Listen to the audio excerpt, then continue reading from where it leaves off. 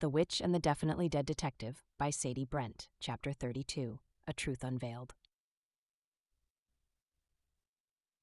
The morning of the winter festival dawned cold and clear, the streets of Stony Fork alive with the hum of anticipation. Families strolled along the sidewalks, bundled in scarves and coats, pointing out their favorite window displays as they dropped votes into the locked box at the town square. Evie stood behind the counter of Silver Sage Naturals, pouring a cup of tea as she watched people pause outside her window. The soft glow of her Ghost of Christmas Past display seemed to draw them in, their faces lighting up with admiration and murmurs of appreciation. Annie bustled behind her, organizing a basket of soaps and lotions to donate to the festival's raffle. "You've got this in the bag," Annie said with a grin, glancing out at the small crowd gathered by the window. Evie smiled, though her thoughts drifted elsewhere. The events of the past few weeks still weighed heavily on her.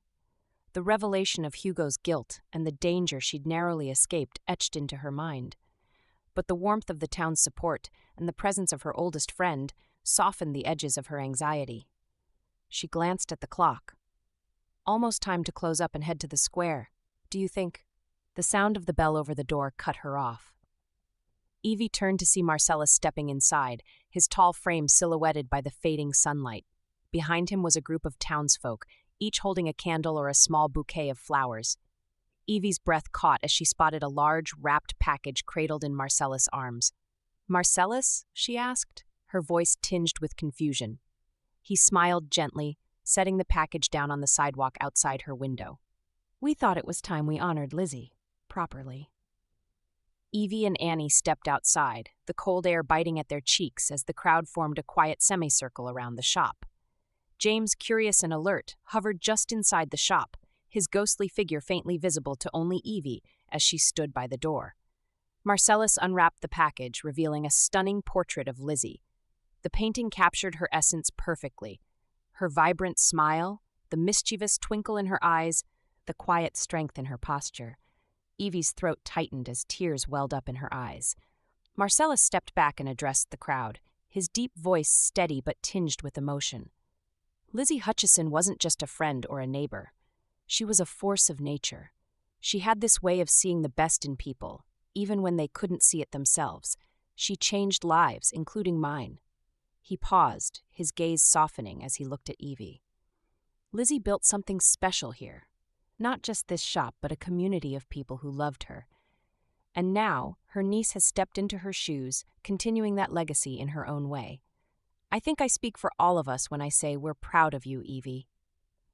The crowd murmured in agreement, and Evie's tears spilled over as she stepped closer to Marcellus, wrapping her arms around him.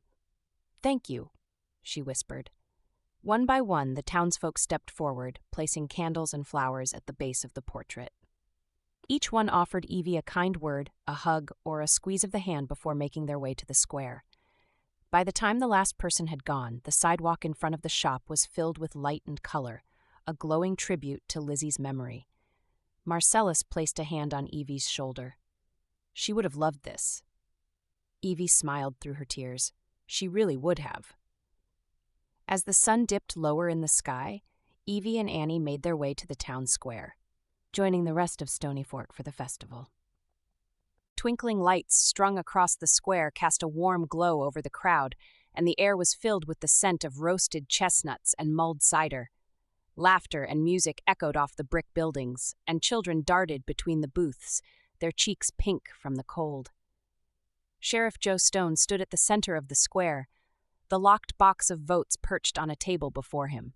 The crowd gathered as he began tallying the votes, his weathered hands moving deftly through the slips of paper. Finally, he looked up, his blue eyes twinkling. "And the winner of this year's window decorating contest is," he paused for dramatic effect, "Evangeline Hutchison of Silver Sage Naturals." The crowd erupted into applause, and Evie felt a wave of warmth wash over her as people turned to congratulate her. Al, who stood nearby, gave her an exaggerated pout before breaking into a grin. "You earned it, girl. But next year, it's on." Evie laughed, her heart lighter than it had been in weeks. She glanced at Annie, who squeezed her hand. "Lizzie would be so proud," Annie breathed. Evie nodded, her gaze drifting to the twinkling lights overhead. I hope so.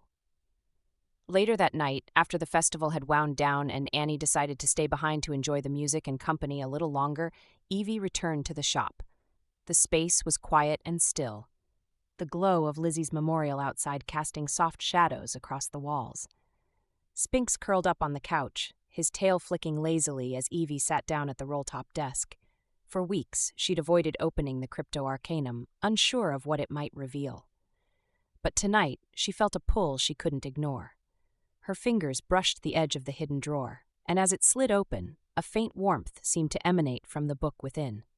She opened it carefully, her breath catching as the pages seemed to shimmer under the light.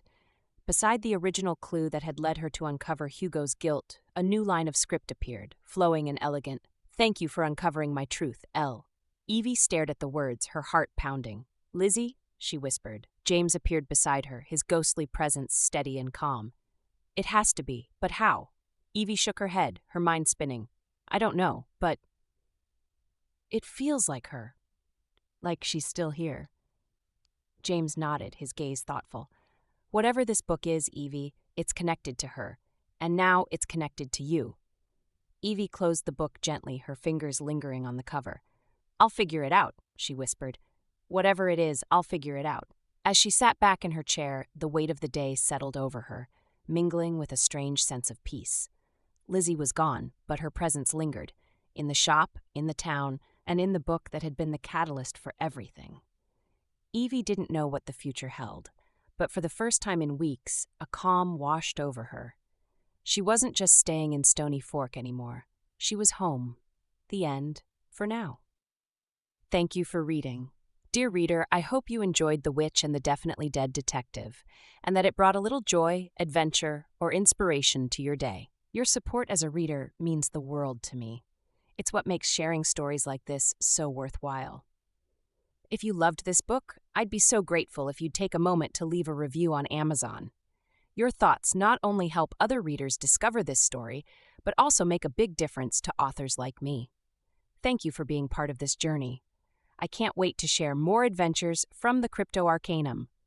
With gratitude, Sadie.